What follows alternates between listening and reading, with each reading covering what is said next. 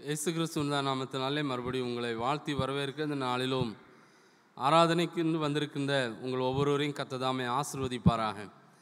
நாளிலும் உங்கள் மத்தியில் வந்து ஆராதனை நடத்துவதற்கும் தேவனுடைய வசனத்திலிருந்து செய்தியை பகிர்ந்து கொடுப்பதற்கும் தேவன் கொடுத்த அருமையான இந்த ஸ்லாக்கியத்திற்காக நான் ஆண்டவருக்கு நன்றி செலுத்துகிறேன். இவ்வளோ சபையின் போதகர் ஐயா அவர்களுக்கும் சபைக்குழுவின் அங்கத்தின் ஒவ்வொருவருக்கும் நான் நன்றி சொல்லுகிறேன். இன்னும் நாளிலும் உங்கள் மத்தியில் சில காரியங்களை உங்களோடு கூட பகிர்ந்து கொள்ள நான் ஆசைப்படுகிறேன். அந்த நாளிலும் நாம் தியானிப்பதற்கென்று நான் எடுத்துக்கொண்ட வசனம் 2 தீமோத்தேயு 2வது அதிகாரம் வசனங்கள் 20-21. 2 தீமோத்தேயு 2வது அதிகாரம் வசனங்கள் 20-21 வசனம். எடுத்தவர்கள் வாசிக்கலாம்.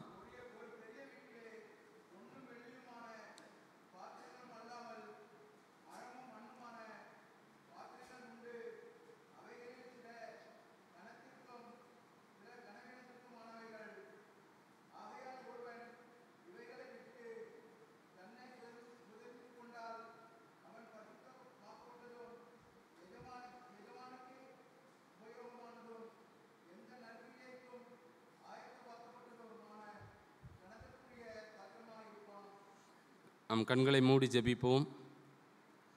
எங்கள் நேசிக்கு நல்ல ஆண்டவரே, நன்றியோடு துதிக்கிறோம், ஸ்தோத்திரிக்கின்ற ராஜா. அருமையான இந்த நாளுக்காக இப்பொழுது சுவாமி நாங்கள் வேத வசனத்திலிருந்து சில காரியங்களை கற்றுக்கொள்வதற்காக நாங்கள் வந்து நிற்கிறோம். கர்த்தர் நீர் எங்கள் ஒவ்வொருவரோடு கூட இடைப்படும் நாளிலும் சுவாமி நீர் எங்களுக்கு என்ன கற்றுத்தர விரும்புகிறீரோ கற்றுத்தாரும் சுவாமி. கர்த்தர் உம்முடைய வேத வசனங்களின் ஆண்டவரே நாங்கள் ஆழத்தை புரிந்து கொள்ள கர்த்தர் எங்களுக்கு கிருபை பாராட்டும். பேசுகின்ற அடியேனை மறைத்து ஆவியானவர் வெளிப்பட வேண்டும் என்று சொல்லி ஜெபிக்கின்ற ராஜா. நாளில் சுவாமி இந்த வார்த்தை எங்கள் ஒவ்வொருவருக்கும் பிரயோஜனமாக இருக்க கர்த்தர் நீ கிருபை பாராட்டும். இயேசுவின் மூலமாய் ஜெபிக்கிறோம் எங்கள் நல்ல பிதாவே, ஆமேன். நாளிலும் நாம் வாசிக்க கேட்ட இந்த வசனத்தில் இந்த 20வது வசனத்தில் ஆரம்பத்தில் என்ன எழுதியிருக்கிறது?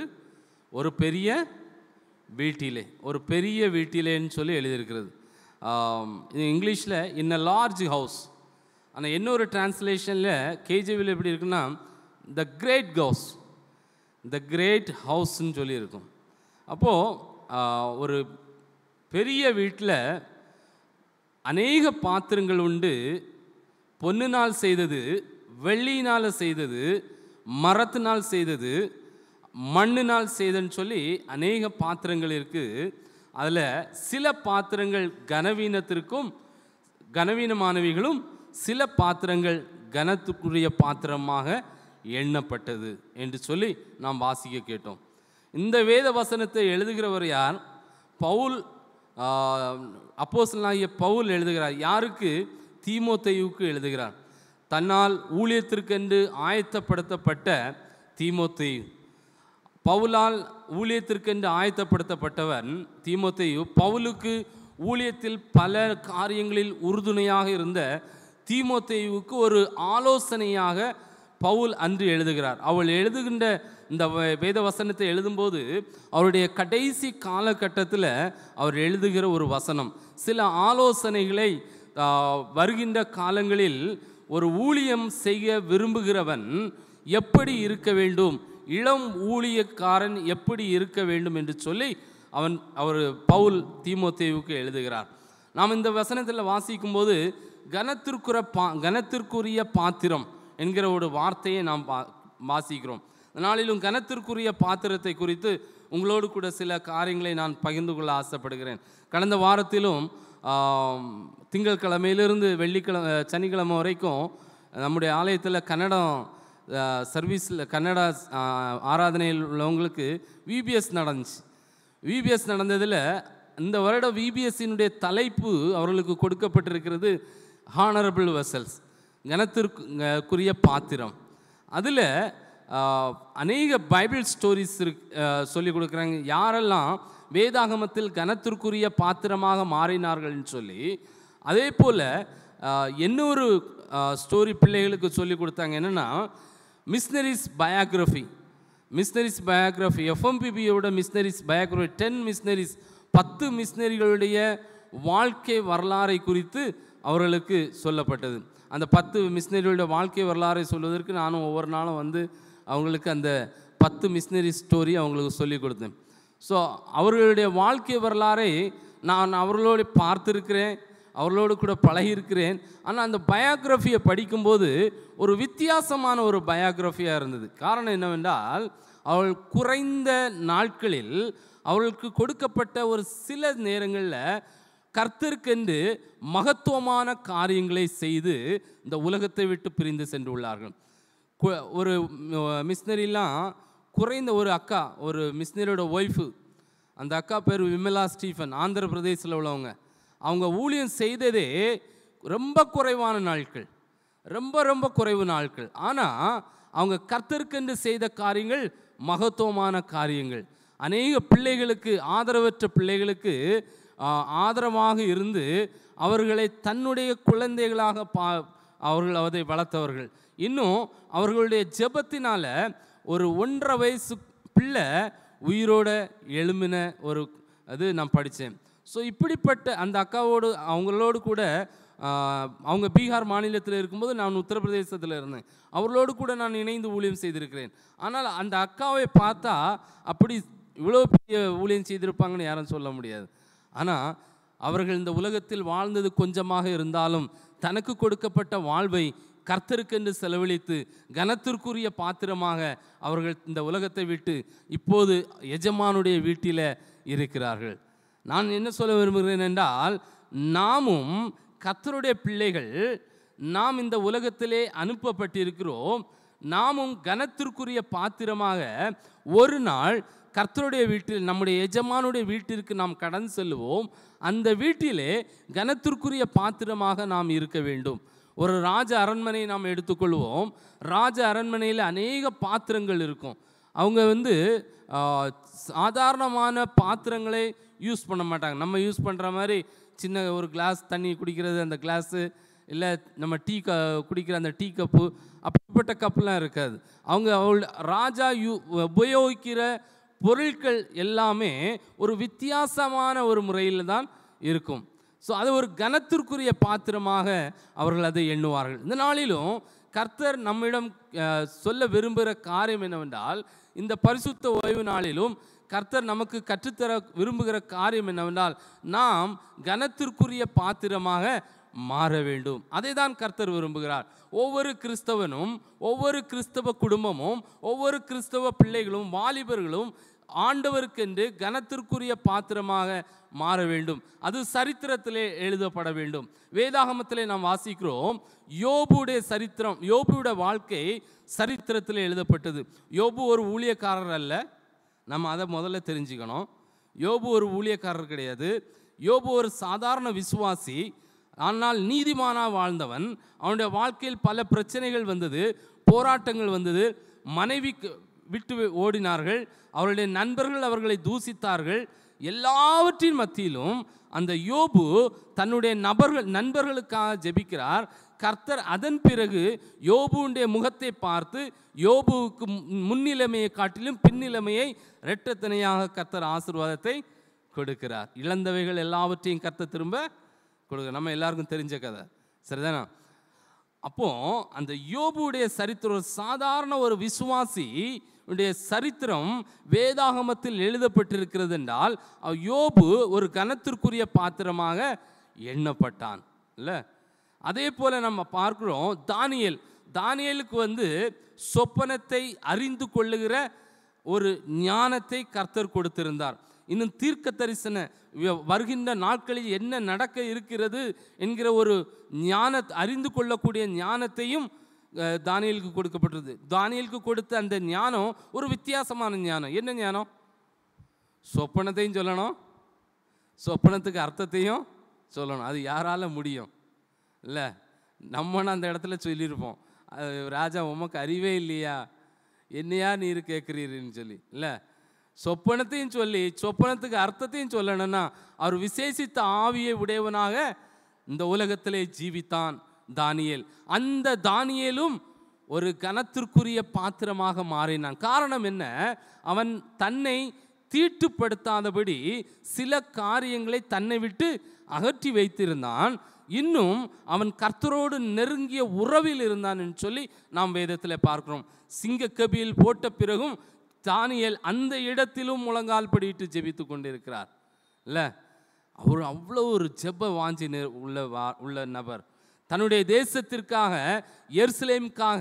எருசலேம் மறுபடியும் கட்டப்பட வேண்டும் என்று தன்னுடைய வீட்டின் பலகணியை திறந்து கர்த்தரோடு அந்த எருசலேம் பட்டணத்தை நோக்கி ஜெபித்து கொண்டு, அவர் இருக்கிறது பாபிலோன் தேசத்தில். அங்கே சுகபோகமாக வாழலாம், ராஜ அரண்மனையில் இருக்கிறான்.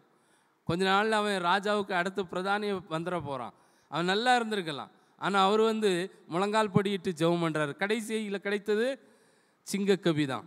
அந்த சிங்கக்கபில போட்ட பிறகும் அவர் ஜெபித்தார் என்று சொல்லி நாம் பார்க்கிறோம். கனத்திற்குரிய பாத்திரமாக உலகத்தில் வாழும்போதும் ஜீவித்தான். உலகத்தை விட்டு போனதுக்கு பிறகும் இன்றும் தானியேலை குறித்து நாம் சிந்தித்து கொண்டே இருக்கிறோம். அநேக பிரசங்கங்களை கேட்டிருக்கிறோம். சரித்திரத்தில் எழுதப்பட்டது. இன்னும் ஒரு காரியத்தை நான் சொல்ல ஆசைப்படுகிறேன். வேதாகமத்தில் இந்த கனத்திற்குரிய பாத்திரம் அது யார் என்றால் யோசேப்பு ஒரு சாதாரண ஒரு வாலிபன் தான். அவனும் ஒரு பெரிய ஊழியக்காரன் கிடையாது. அவனும் ஒரு சொப்பனக்காரன் தான். அவனும் ஒரு சொப்பனத்தை பார்த்து அதுக்கு அர்த்தத்தை சொல்லி தான் எல்லா இடத்துலையும் மாட்டிக்கிட்டான். இல்லை, அவன் அந்த அர்த்தத்தை சொப்பனத்தை சொல்லாமல் இருந்திருப்பான்னா கண்டிப்பாக அவன் இவ்வளோ கஷ்டப்பட்டிருக்கவே மாட்டான். அவனுடைய சகோதரர்கள் அவனை பிடிச்சி குழியில் போட்டிருக்க மாட்டாங்க. இல்லை, அவன் அடிமையாட்டு வேறு இடத்துக்கு போயிருக்க மாட்டான். ஆனால் அவன் சொப்பனத்தையும் சொல்லிடுவான், சொப்பனத்துக்கு அர்த்தத்தையும் சொல்லிடுவான். அப்படிப்பட்ட ஒரு யோசேப்புடைய வாழ்க்கை வரலாறு நாம் படித்தோமானால் அதில் அழகாக எழுதப்பட்டிருக்கிறது, கர்த்தர் யோசேப்போடே கூட இருந்தார். யோசேப்போடே கூட இருந்தார். எங்கே இருந்தார்? குழியில் போடும்போதும் யோசேப்போட கூட யார் இருக்கார்? கர்த்தர் தான் இருக்கிறார். அவன் குழியிலேருந்து வெளியில் வந்து எகிப்து தேசத்துக்கு பார்வோன் வீட்டுக்கு கொண்டு போனதுக்கு அப்புறம் அங்கே என்ன பண்ணுறாரு? அவன் அங்கே வீடு தொடச்சிட்டு இருக்கிறான். அந்த நேரத்தில் யார் கூட இருக்கா? கர்த்தர் கூட இருக்கிறார். அதனால தான் அவனால் அந்த பாவத்தை செய்ய முடியல. இல்லை, அந்த பார்வோனுடைய மனைவி ஒரு சிறிய ஒரு பாவத்தை செய்வதற்கு தூண்டும் போது கூட அவன் சொல்லுகின்ற ஒரு காரியம், நான் கர்த்தருக்கு விரோதமாய் எப்படி இந்த பாவத்தை செய்வேன் என்று சொல்லி அங்கிருந்து ஓடுவதை நாம் பார்க்கிறோம். ஏனென்றால் கர்த்தர் அவனோடு கூட இருந்தார். சிறைச்சாலையில் போட்டாச்சு, பொய் குற்றச்சாட்டு போட்டு சிறைச்சாலையில் போட்டாச்சு. சிறைச்சாலையில் போட்ட பிறகும் அங்கேயும் யார் இருக்கா? ஜெயிலுக்குள்ளே பூட்டி வச்சாச்சு. அங்கேயும் யார் இருக்கா? கர்த்தர் தான் இருக்கிறார், வேறு யாரும் இல்லை. இல்லை, ஒரு வாலிப பையன், ஒரு சாதாரண பையன், ஊழியக்காரன் கிடையாது, அவன் ஊழியம் செய்யலை. ஆனால் கர்த்தர் அவனோடு கூட இருந்தார்னு சொல்லி நாம் வேதத்தில் பார்க்கிறோம். அருமையானவர்களே, கடைசியில் என்ன நடந்துச்சு? அவனுடைய சொப்பனம் நிறைவேறிச்சா இல்லையா? இல்லை, அவனுடைய சொப்பனம் நிறைவேறிச்சு. அந்த எகிப்து தேசத்திற்கு ஒரு முக்கிய அதிபதியாக மாறுகிறான். அவனுடைய சகோதரர்கள் அவனுக்கு முன்னதாக மண்டியிடுகிறார்கள்.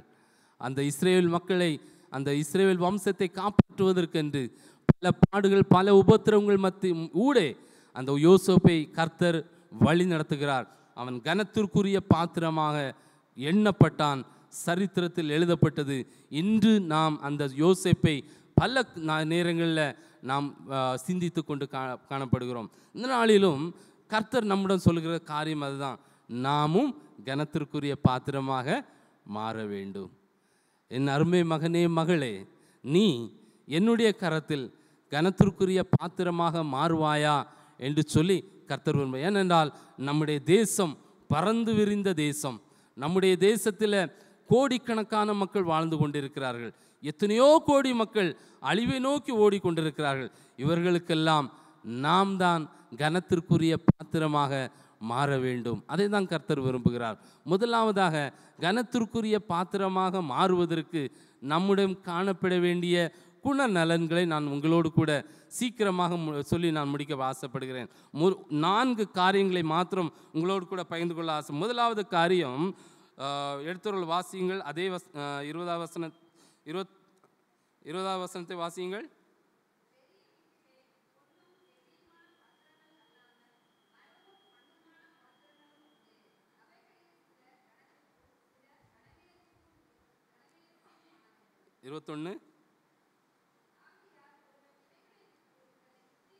ஆகையால் ஒருவன் இவைகளை விட்டு தன்னை சுத்திகரித்து கொண்டால், பரிசுத்தமாக்கப்பட்டதும் போதுங்க. இந்த வசனத்தில் எழுதியிருக்கிறது, ஆகையால் ஒருவன் இவைகளை விட்டு தன்னை சுத்திகரித்து கொண்டு பரிசுத்தமாக்கப்பட்டால் அவன் கனத்திற்குரிய பாத்திரவனாக மாறுவான் என்று சொல்லி வேதத்தில் எழுதியிருக்கு. சுத்திகரிக்கப்பட வேண்டும்.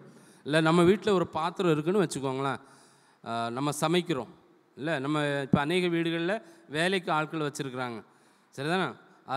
வேலைக்காரங்க வந்து சமைப்பாங்கன்னு சொல்லிட்டு நம்ம வந்து என்ன பண்ணிடுவோம், அந்த பேசினில் தூக்கி போட்டுருவோம்.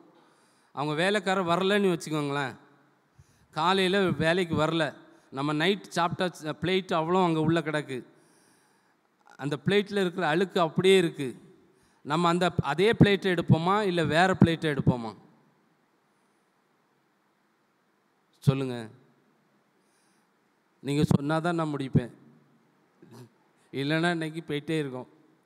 இல்லை, என் கையில் மைக்கு கிடச்சிருச்சு, சரிதானே? சொல்லுங்கள். வேறு பிளேட் தானே நம்ம எடுப்போம். இல்லை, வேறு பிளேட்டு, ஏன்னா நமக்கு அது பார்த்தாலே நமக்கு நம்ம சாப்பிட்ட பிளேட்டு, ஆனாலும் அந்த பிளேட்டை பார்த்தாலே நமக்கு ஒரு சின்ன ஒரு அருவருப்பு இருக்க தான் செய்யும். இல்லை, ஏன்னா கழுவி நமக்கு பல நாட்கள் ஆயிடுச்சு, சரிதானே? ஆனால் அதே போல தான் தேவனுடைய கரத்தில் நாம் கனத்திற்குரிய பாத்திரவானாக மாற வேண்டும் என்றால் நம்முடைய வாழ்க்கையும் சுத்திகரிக்கப்பட வேண்டும். சுத்திகரிப்பு என்பது மிகுந்த மிகுந்த அவசியம். ஒரு மனிதனுடைய வாழ்க்கையில் சுத்திகரிக்கும் போது இல்லை என்றால் அவனுடைய வாழ்க்கையில் பரிசுத்தமாவது இயலாத காரியம். சுத்திகரிப்பு எப்படி கிடைக்கிறது? வேதத்திலிருந்து சில வசனங்களை உங்களோடு கூட நான் சொல்ல ஆசைப்படுகிறேன். 1 யோவான் 1வது அதிகாரம் 7வது வசனத்தில் எழுதியிருக்கிறது, இயேசு கிறிஸ்துவின் இரத்தம் சகல பாவங்களை நீக்கி நம்மை சுத்திகரிக்கிறது என்று சொல்லியிருக்கிறது. இயேசு கிறிஸ்துவின் இரத்தம் சகல பாவங்களை நீக்கி நம்மை சுத்திகரிக்கும். அவருடைய இரத்தத்தினால நாம் சுத்திகரிக்கப்படுகிறோம். அவருடைய இரத்தத்தால் நாம் கழுவப்படும் போது நம்முடைய எல்லா பாவங்களையும் அவர் சுத்திகரிக்கிற தேவனாய் இருக்கிறார். இரண்டாவதாக, அவருடைய வார்த்தையினால் நாம் சுத்திகரிக்கப்படுகிறோம். வார்த்தையினாலே நாம் வார்த்தைனா என்னது? அவருடைய வார்த்தை எங்கே இருக்குது? வேதாகமத்தில் இருக்குது, இந்த பைபிளில் இருக்குது. இன்னைக்கு அநேக கரங்களில் வேதாகமம் கிடையாது. காரணம் என்ன? மொபைலில் வந்துருச்சு இல்லை, அதுவும் விதவிதமான டிரான்ஸ்லேஷனில் நம்ம வந்து மொபைலை பார்த்துக்கலாம். தமிழில் எடுத்தோன்னா நிறைய டிரான்ஸ்லேஷன் போட ஆரம்பிச்சிட்டாங்க. திருவிவிலியம் இப்படி நிறைய டிரான்ஸ்லேஷன் நமக்கு எளிதான முறையில் புரிந்து கொள்ளக்கூடிய. ஸோ மக்கள் வந்து அதை யூஸ் பண்ண ஆரம்பிச்சிட்டாங்க. ஆனால் அநேக வீடுகளில் வேதாகமம் வாசிப்பது கூட இன்னைக்கு க்ளோஸ் ஆகிடுச்சு. காரணம் என்ன? காலையிலே எழும்பணுன்னா வேலைக்கு தான் ஓடுறதுக்கு நம்ம இருப்போம் இல்லை, சரி பிறகு படிச்சுக்கலாம், யார் என்ன கண்டுக்குவா சொல்லிட்டு நம்ம விட்டுருவோம் இல்லை. அன்றைய காலத்தில் பெற்றோர்கள் என்ன செய்தாங்க? பைபிள் படிக்கலைன்னா என்ன செய்வாங்க? எங்கள் வீட்டிலலாம் எங்கள் அப்பா ரொம்ப ஸ்ட்ரிக்டாக இருந்தார். என்ன செய்வார்? அங்கே பைபிள் படிக்கிறேன்னா படிக்கலையான்னு பார்த்துட்டே இருப்பார். அவர் சர்ச்சுக்கெலாம் போக மாட்டார். ஆனால் அவருக்கு வந்து வீட்டில் பிள்ளைங்க பைபிள் படிக்கணும். நான் பைபிளை தூக்கி வச்சுட்டு சும்மா அப்படியே உட்காந்து இருப்பேன். உங்களுக்கு பைபிள் தானே படிக்கணும், நான் பைபிள் வச்சுருக்கேன், அப்படியே உட்காந்துருப்பேன். பைபிள் படிக்கிறியா? படிக்கிறேன். என்ன படிக்கிறா? ஏசாயான்னு எழுதியிருக்கு. ஏசாயா. சரி படி. ஸோ அவ்வளோ ஆலயத்திற்கு நாம் செல்ல வேண்டும். ஆலயத்திற்கு பிள்ளைகள் செல்லவில்லை என்றாலும் அன்னைக்கு ஆலயத்திலிருந்து நான் வெளியில் போயிட்டேன்னா அன்னைக்கு எனக்கு மத்தியானம் வீட்டில் சாப்பாடு கிடையாது, சரிதானே? வெயிலில் நிப்பாட்டிடுவாங்க. அப்படிப்பட்ட ஒரு சூழ்நிலைமை அன்றைய காலத்தில் இருந்துச்சு. அப்போது படிப்பதற்கு முன்பாக நாம் வேதாகமத்தை படித்த ஒரு பழக்கம் அன்றிலிருந்தே உண்டாயிற்று, சிறு பிராயத்திலிருந்து. ஆனால் இன்று பிள்ளைகளுடைய கரங்களில் நாம் என்னத்தை கொடுக்குறோம்? சாப்பிட்றதுக்கு நம்ம என்னத்தை கொடுப்போம் பிள்ளைகளுக்கு? என் பிள்ளையும் சேர்த்தான்னு சொல்கிறேன் இல்லை. மொபைல் ஃபோன் இல்லைன்னா பிள்ளைங்க சாப்பிட மாட்டாங்க. நமக்கு என்ன நடக்கணும்? நமக்கு நம்ம வேலை நடக்கணும், அதுவும் சீக்கிரமாக முடிக்கணும். இல்லைன்னா அவங்களுக்கு வந்து மொபைல் கொடுக்கலன்னா அவங்க என்ன செய்வாங்க? சாப்பிட்றதுக்கு லேட் பண்ணுவாங்க. அதனால் நம்ம வேலைகள் நின்றோன்னு சொல்லி மொபைலை தூக்கி கையில் தூக்கி கொடுத்துருவோம். அந்த பிள்ளைங்க அந்த மொபைலை பார்த்து பார்த்து பார்த்து பார்த்து அவங்க வயத்தை நிரப்புறாங்க இல்லை. ஆனால் கர்த்தருடைய வேத வசனத்தில் எழுதியிருக்கிறது, பிள்ளைகளுக்கு சிறு பிராயத்திலிருந்தே அவர்களுக்கு வசனங்களை கற்றுக் கொடுத்து வளர்க்க வேண்டும். அதுதான் அவர்களை எதிர்காலத்தில் வழி நடத்தும். அவர்கள் நடக்கும் போதும் படுக்கும் போதும் எழுந்திருக்கும் போதும் பார்க்கும் போதும் அவர்களுக்கு வேத வசனம் தெரிய வேண்டும் என்று சொல்லி வேதத்தில் அருமையாக எழுதப்பட்டிருக்கிறது. இன்றைக்கு கர்த்தர் நம்முடைய சொல்வது என்னென்றால், நம்முடைய வாழ்க்கை சுத்திகரிக்கப்பட வேண்டும் என்றால் நாம் முதலாவது கர்த்தருடைய வார்த்தையிலே நாம் நிலைத்திருக்க வேண்டும். கர்த்தருடைய வார்த்தையை ஒவ்வொரு நாளும் நாம் தியானிக்க வேண்டும். அப்பொழுது நாம் சுத்திகரிக்கப்படுவோம். மூன்றாவது, ஆவியினாலே நாம் சுத்திகரிக்கப்படுவோம். 2 தெசலோனிக்கேயர் 2வது அதிகாரம் 13வது வசனத்தில் எழுதியிருக்கிறது. 2 தெசலோனிக்கேயர் 2:13 ஆவியினாலே நாம் சுத்திகரிக்கப்படுகிறோம். ஆவியினாலே நாம் சுத்திகரிக்கப்படுகிறோம். சுத்த ஆவியானவராலே நாம் சுத்திகரிக்கப்படுகிறோம். நாம் அவரிடத்தில் ஜெபிக்கும் போது, கர்த்தாவே என்னை சுத்திகரியும் என்று சொல்லி நாம் ஜெபித்தோமானால் கர்த்தர் நம்மை சுத்திகரிப்பதற்கு வல்ல தேவனாய் இருக்கிறார். அதே போல 1 தீமோத்தேயு 4வது அதிகாரம் 5வது வசனத்தில் எழுதியிருக்கிறது, ஜெபத்தினால் நாம் சுத்திகரிக்கப்படுகிறோம். சுத்திகரிப்பு பலவிதமான காரியங்களில் நடக்கிறது. கர்த்தருடைய வார்த்தையினால் நடக்கிறது, இரத்தத்தினால், அவருடைய இரத்தத்தினால நடக்கிறது, பரிசுத்த ஆவியானவர்னாலே நடக்கிறது, ஜெபத்தினாலே நடக்கிறது. வேற எதுனாலே சுத்திகரிப்பு கிடையாது. எனக்கு அருமையானவர்களே, இந்த நாளிலும் கர்த்தர் நம்மை கனத்திற்குரிய பாத்திரமாக எடுத்து பயன்படுத்த வேண்டும் என்றால் நம்முடைய வாழ்க்கையில் ஒரு சுத்திகரிப்பு அவசியம். அந்த சுத்திகரிப்பு எப்படி வரும்? இப்படிப்பட்ட இந்த காரியங்களால தான் வரும். நாம் இதற்கு முயற்சி எடுக்கிறோமா? ஏன் சுத்திகரிக்கப்பட வேண்டும்? ஏனென்றால் ஒவ்வொரு மனிதனுடைய வாழ்க்கைக்குள்ளும் பலவிதமான தீய அழுக்குகள் உள்ளே காணும். எப்படி ஒரு பிளேட் அழுக்காக இருந்துச்சுன்னா அதை நம்ம யூஸ் பண்ண மாட்டோமோ, அதே போல் மனிதனுக்குள் சில காரியங்கள் காணப்படுகிறது. வசனம் இதே 2 தீமோத்தேயு 2வது அதிகாரம் 16வது வசனத்தில் எழுதியிருக்கிறது, வீண் பேச்சுக்கள், கட்டுக்கதைகள், கள்ள போதகங்கள்னால நிரம்பி இருக்கிறது என்று சொல்லி வேத வசனத்தில் பவுல் தீமோத்தேயுக்கு எழுதுகிறார். சீர்கேடான வீண் பேச்சுகளுக்கும் கள்ள போதகங்களுக்கும் நீ விலகி இருன்னு சொல்லி அவர் ஒரு அறிவுரை கூறுகிறார் தீமோத்தேயுக்கு. அதனால நாமும் என்ன செய்ய வேண்டும் என்றால், நாம் கர்த்தருடைய பிள்ளைகளாகிய நாம் வீண் பேச்சுகளுக்கும் கட்டுக்கதைகளுக்கும் கள்ள புத்தகங்களுக்கும் நாம் விலகி இருக்க வேண்டும். இன்று நாம் உலகத்தில் பார்க்கிறோம், அநேக கள்ள போதகங்களினால அநேகர் தள்ளப்படுகிறார்கள். அதிலிருந்து நாம் நம்மை காப்பாற்றி கொள்ள வேண்டும். அதுதான் கர்த்தர் விரும்புகிறார். அதனால்தான் சுத்திகரிப்பு தேவை. இன்னைக்கு ஒரே ஒரு உதாரணத்தை மட்டும் நான் சொல்ல விரும்புகிறேன். பஞ்சாப் மாநிலத்தில் ஒருவேளை நீங்கள் நியூஸில் கேட்டிருப்பீங்க, ஒரு ஊழியக்காரர் பல்ஜிந்தர் சிங்னு சொல்லிட்டு யூடியூப்பில் சர்ச் பண்ணிங்கன்னா வரும். அவர் பயங்கரமாக ஊழியம் செஞ்சுட்டு இருந்தார். நாங்கள் அங்கே பஞ்சாபில் இருக்கும்போது கூட பயங்கரமாக ஊழியம் செஞ்சார். அவருடைய கரத்தினால் பலவிதமான அற்புதங்கள் நடந்துச்சு. நிறைய பேருக்கு சுகம் கொடுத்தார். அவரை நோக்கி நிறைய மக்கள் போனாங்க. பஞ்சாப் மாநிலத்தில் ஒரு பெரிய எழுப்புதல் வந்துருச்சு. நாங்கள் மிஷினரிஸ் ஒரு கரையில் நாங்கள் ஊழியம் செய்கிறோம், மக்களுக்கு ஞானஸ்நானம் கொடுத்துட்டு இருக்கிறோம் பஞ்சாபீஸுக்கு. அடுத்து அவர் ஒரு கரையில் அற்புதங்கள் அதிசயங்கள் நடந்து பயங்கரமான ஊழியம், குருசைட், பெரிய குருசைட் மீட்டிங் நடத்தினார். கடைசியில் இப்போ என்ன ஆச்சு தெரியுமா? இப்போ கொஞ்ச நாளைக்கு முன்னால் ஜெயில் கொண்டு போயிட்டாங்க. அவருக்கு ஆயுள் தண்டனை. வயசு சின்ன வயசு. அவருக்கு சின்ன பிள்ளைங்க வீட்டில் இருக்காங்க, மனைவி. அவர் ஜெயிலுக்கு போக முன்னால் நீதிபதிகிட்ட சொல்லுங்க, ஐயா என்னை மன்னிச்சிடுங்க, நான் செஞ்ச தப்பு பெரிய தப்பு, என்ன எனக்கு சின்ன பிள்ளைங்க இருக்காங்க, என்னை மன்னிச்சுக்கோங்கன்னு சொன்னார். ஆனால் ஜட்ஜி மன்னிக்கிறதுக்கு முன் வரவில்லை. இன்னைக்கு ஜெயிலுக்குள்ளே அந்த ஊழியக்காரர் இருக்கார். காரணம் என்ன? தவறான உபதேசங்களுக்கு கொடுக்க ஆரம்பித்தார். முதலாவது கர்த்தர் உண்மையாகவே அவரை எடுத்து பயன்படுத்தினார். உண்மையாகவே அவரை கர்த்தர் வல்லமையாக எடுத்து பயன்படுத்தினார். ஆனால் போக போக போக அவர் கள்ள போதகங்களை மக்களுக்கு கொடுக்க ஆரம்பித்தார். நம்முடைய தமிழ்நாட்டிலேருந்து அநேக பேர் வந்தாங்க, வெளிநாட்டிலேருந்து மக்கள் வந்தாங்க, அவரை நோக்கி ஓடி வந்தாங்க. ஏன்னா அவர்கிட்ட ஜெபிச்சு அவர் தொட்டு ஜோம் பண்ணார்னா சுகமாயிருவாங்கன்னு சொல்லி மக்களுக்கு ஒரு நம்பிக்கை. ஏன்னா அவர் தான் கடைசியில் அப்படி தான் டீச்சிங் பண்ணார். அவர் கையை வச்சு ஜோமன்னா ஒரு மக்கள்கிட்ட ஒரு ஆளுக்கு மேலே கை வச்சு ஜோமன்னா 25,000 ரூபா வாங்குவார். ஒரு சின்ன பாட்டில் எண்ணெய் ஜோமணி கொடுக்கணுன்னா 8000 ரூபா வாங்குவார். இப்படி வியாபாரமாக மாற்றினார். வியாபாரமாக மாற்றினால அவருக்குள் இருந்த அந்த வரத்தை கர்த்தர் எடுத்தார். கடைசியில் இன்று அந்த மனிதன் ஜெயிலுக்குள் இருக்கிறார். எனக்கு அருமையானவர்களே, கள்ளப்போதகங்களுக்கு நாம் அடிமைப்படும் போது இப்படிப்பட்ட பல பிரச்சனைகள் வருவதற்கு வாய்ப்புகள் அதிகம் இருக்கிறது. அதுதான் இந்த வேத வசனத்தில் நாம் கனத்திற்குரிய பாத்திரமாக மாற வேண்டும். இரண்டாவதாக, நாம் கனத்திற்குரிய பாத்திரமாக மாற வேண்டும் என்றால், உபயோகப்படுத்தப்படும் பாத்திரமாக மாறும்போது நாம் கனத்திற்குரிய பாத்திரமாக மாறுவோம். உபயோகப்படுத்தும் பாத்திரமாக மாறணும். ஆண்டவர் உபயோகப்படுத்தணும் நம்மளை, இல்லை? அதற்கு நம்மை அர்ப்பணிக்க வேண்டும்.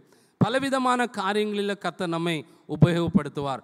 திருச்சபையின் காரியங்களில், திருச்சபையின் ஊழியங்களில், மிஷனரி ஊழியங்களில், இன்னும் அநேக காரியங்களில் கர்த்தர் நம்மை எடுத்து பயன்படுத்துவார். நாம் இப்படி சொல்லி நாம் ஒதுங்கிவிட, ஐயோ எனக்கு வயசாயிருச்சு, எனக்கு ஒன்றுமே தெரியாது, எனக்கு பைபிள் அறிவே கிடையாதுன்னு சொல்லி நாம் ஒதுங்கி நிற்பதற்கு தேவையே இல்லை. நம்ம என்ன சொல்லணும்? கர்த்தாவே என்னை உபயோகப்படுத்தும், நான் இருக்கிறேன், என்னை அனுப்பும் சுவாமி. இல்லை, ஏசாயாவை ஆண்டவர் கூப்பிடும்போது சொல்ல, நான் போகிறேன் ஆண்டவரே, நான் போகிறேன், எங்கே போனோம்? இல்லை, அவர் ரெடியாக இருக்கிறாரு. இல்லை, அதே போல் கர்த்தர் சொல்கிறாரு, உபயோகப்படுத்துவதற்கு அவர் தயாராக இருக்கும்போது நாமும் உடனடியாக தயாராக வேண்டும் என்று சொல்லி வேதத்தில் எழுதி, உபயோகப்படுத்தப்படுகிற பாத்திரமாக மாறும்போது நாம் கனத்திற்குரிய பாத்திரமாக மாறுவோம். அநேக உதாரணங்களை என்னால் சொல்ல முடியும். கர்த்தரால் உபயோகப்படுத்த பாத்திரங்கள் வேதாகமத்திலிருந்தும் சரி, இன்னும் மிஷனரிகளுடைய வாழ்க்கையிலிருந்தும் சரி. பேட்ரிக் ஜாஸ்வான்னு சொல்லிட்டு எஃப்எம்பிபியிலிருந்து எங்களுடைய முன்னாள் ஜெனரல் செக்ரட்டரி, அநேக பேருக்கு தெரியும். அவருடைய வாழ்க்கையை பார்த்தனால் கர்த்தரால் உபயோகப்படுத்தப்பட்ட தெய்வ மனிதன்.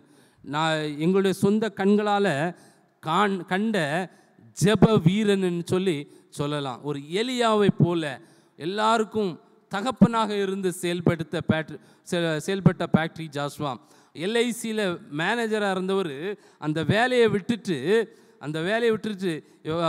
மிஷனரி ஊழியத்தில் இணைஞ்சிருக்கும்போது ஒரு சம்பளம் ரொம்ப குறைவு. அவர் ஊழியம் செய்யும்போது எல்லாத்தையும் விற்றுட்டார். அவருக்கு வீட்டை விற்றுட்டார். எல்லாத்தையும் விட்டுட்டு இப்போ எங்களுடைய தலைமைச் செயலத்துக்கு பக்கத்தில் ஒரு ஓலை குடிசையில் தங்கி கொண்டிருந்தார். அதன் பிறகு மிஷனரிஸ்க்கு சம்பளம் கொடுக்க முடியலை. சம்பளம் கொடுக்க முடியாத சூழ்நிலைமை இருக்கும்போது அந்த ஆரம்ப சொல்லி கொண்டிருக்கிறேன், ஆரம்ப காலத்தில் நடந்தது. அவர் என்ன பண்ணார்? ஜெபித்துட்டு இருந்திருக்கிறார். அவங்க ஒரு பெரிய மீட்டிங் நடந்துகிட்டு இருக்கு. அப்போது பேட்ரிக் ஜாஸ்வான ஒய்ஃபு அவங்க தாலி செயினை கலத்தி அவங்க அந்த காணிக்கை தட்டில் வச்சாங்களாம். அவர் அங்கேருந்து ஜோமனி, ஆண்டவரே என் மனைவிட்டு பேசும், அவளுக்கு கழுத்தில் ஒரு பெரிய தாலி செயின் தொங்குவு, அந்த செயின் அவள் கலத்தி இப்போ வைக்கணும். இல்லை, எப்படி அவர் ஜோமனி இருக்கிறாரு, அக்கா தாலியை கலத்தி வச்சாங்க. இப்படி கர்த்தரால் அநேக இடங்களுக்கு சென்று அவர் ஆண்டோடைய ஊழியத்தை செய்த மனிதன். அவருடைய பிரசங்கம் ஏதோ ஒரு பெரிய பிரசங்கம் மாதிரி இருக்காது. அவருடைய வாய்ஸ் சின்ன வாய்ஸாக தான் இருக்கும். ஆனால் அநேக பேருடைய வாழ்க்கையில் ஒரு புத்துணர்ச்சியை கொடுத்த ஒரு செய்தியாக காணப்பட்டது. கர்த்தரால் உபயோகப்படுத்தப்பட்ட பாத்திரமாக திகழ்ந்தார் பேட்ரிக் ஜாஸ்வா. இன்றும் அவருடைய சரித்திரம் பேசப்படுகிறது. கனத்திற்குரிய பாத்திரமாக இன்று கர்த்தருடைய கரத்தில் அமர்ந்திருக்கிறார். எனக்கு அருமையானவர்களே, கர்த்தர் உங்களையும் என்னையும் இந்த உலகத்திலே வைத்திருக்கிறார் என்றால் நாம் கனத்திற்குரிய பாத்திரமாக மாற வேண்டும். ஒருவேளை நாம் போய் சுவிசேஷம் சொல்ல முடியலன்னு பரவாயில்ல, நாம் அவர்களுக்காக ஜெபிக்கலாம், மக்களுக்காக ஜெபிக்கலாம், போயிருக்கிற மிஷனரிகளுக்காக ஜெபிக்கலாம், மிஷனரிகளை அனுப்பலாம். கர்த்தர் நம்மையும் கனப்படுத்துகிற பாத்திரமாக கர்த்தர் நம்மை அவருடைய கரத்தில் வைத்து பயன்படுத்துவார். மூன்றாவதாக, நற்கிரியையை செய்ய ஆயத்தமாயிருக்கும் பாத்திரம். அதே வசனத்தில் இருக்குது, நற்கிரியை செய்கிற பாத்திரமாய் மாறும்போது நாம் கனத்திற்குரிய பாத்திரமாய் மாறுவோம். நற்கிரியைகளை நாம் செய்ய வேண்டும். நம்மை உபயோகப்படுத்தப்பட வேண்டும் என்றால், முதலாவது உபயோகப்படுத்தப்பட வேண்டும் என்றால் நாம் நற்கிரியைகளை செய்ய வேண்டும். நம்மால் முடிந்த நற்கிரியைகளை மக்களுக்கு செய்ய வேண்டும் என்று சொல்லி இந்த வேத வசனத்தில் எழுதியிருக்கிறது. மத்தேயு எழுதின சுவிசேஷம் 25வது அதிகாரம் வசனங்கள் 17-35 வரை வாசிக்கும் போது அந்த வேத வசனங்களில் நம்ம எல்லாருக்கும் தெரிஞ்ச பகுதி, ஒரு வலது பக்கம் கொஞ்சம் பேர், இடது பக்கம் கொஞ்சம் பேர். அதில் வலது பக்கம் இருக்கிறவங்கள பார்த்து சொல்கிறாரு ஆண்டவர், நான் பசியாக இருந்தேன், எனக்கு ஆகாரம் கொடுத்தீங்க. நான் தாகமாக இருந்தேன், எனக்கு தண்ணி கொடுத்தீங்க. நான் உடையில்லாதவனாக இருந்தேன், எனக்கு உடுக்க உடையை கொடுத்தீங்க சொல்லி, நான் வியாதியாக இருக்கும்போது என்னை விசாரித்தீர்கள்னு சொல்லி அங்கே ஒரு பெரிய பட்டியல் போடுறார் ஆண்டவர்.